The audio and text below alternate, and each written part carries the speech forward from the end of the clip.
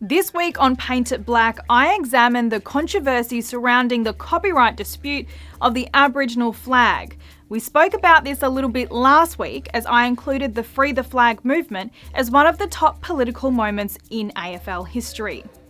But if you missed it and you love footy, be sure to check out episode 5, Skin in the Game. While you're there, don't forget to subscribe to my channel. But back to this week. I'm going to do a deep dive into the Aboriginal flag, who created it, who can use it, and how the history of it came about. So stay tuned and cross your fingers that we don't get sued.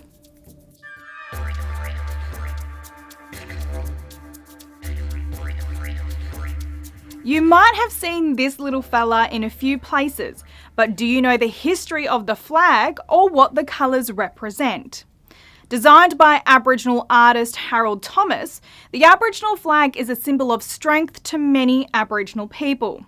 The flag was first flown at a land rights rally in Adelaide in July 1971 and has become an integral part of Black Australia.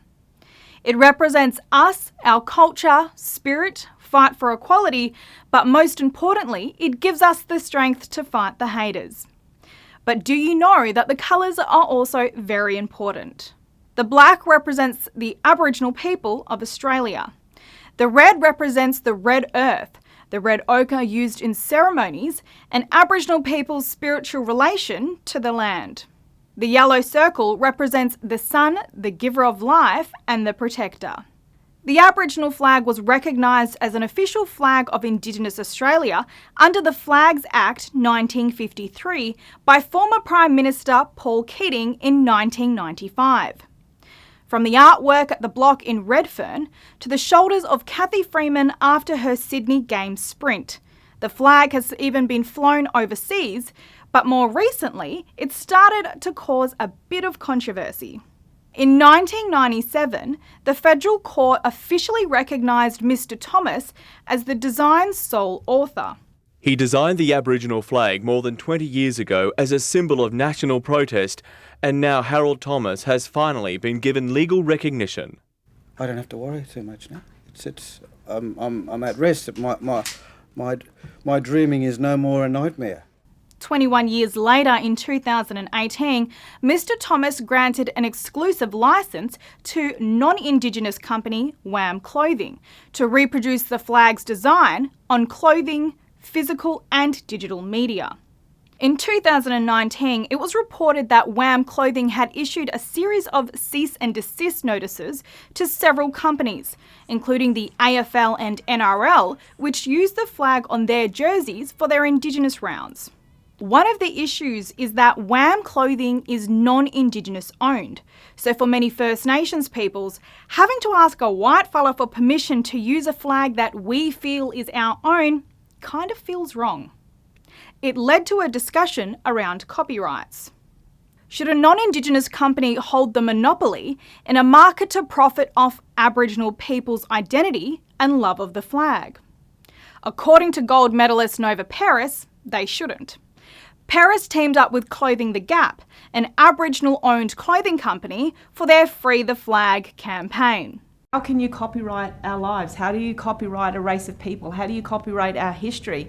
That's effectively what's happening here. The Free the Flag movement didn't really pick up momentum, and what I mean by this is it didn't get mainstream media attention until last year. The flag was flown at Black Lives Matter rallies held across the country, including here in Perth.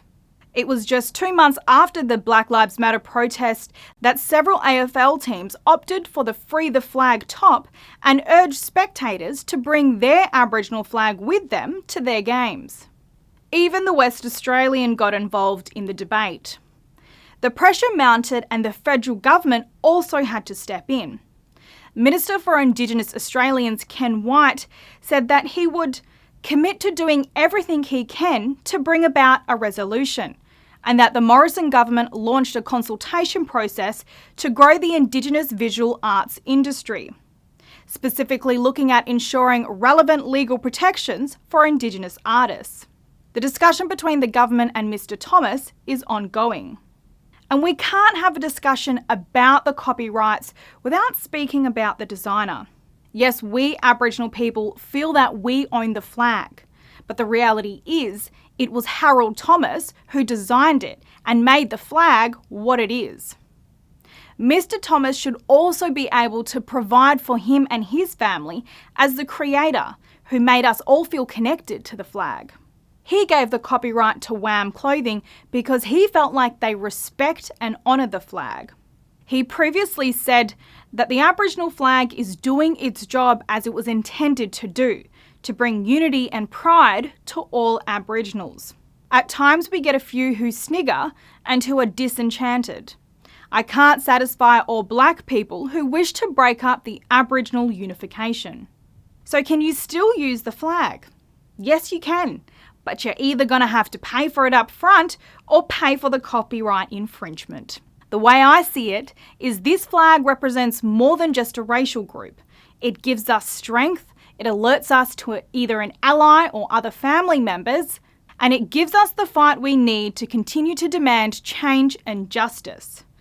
But it does feel wrong to have to get permission to use the flag that we feel is ours.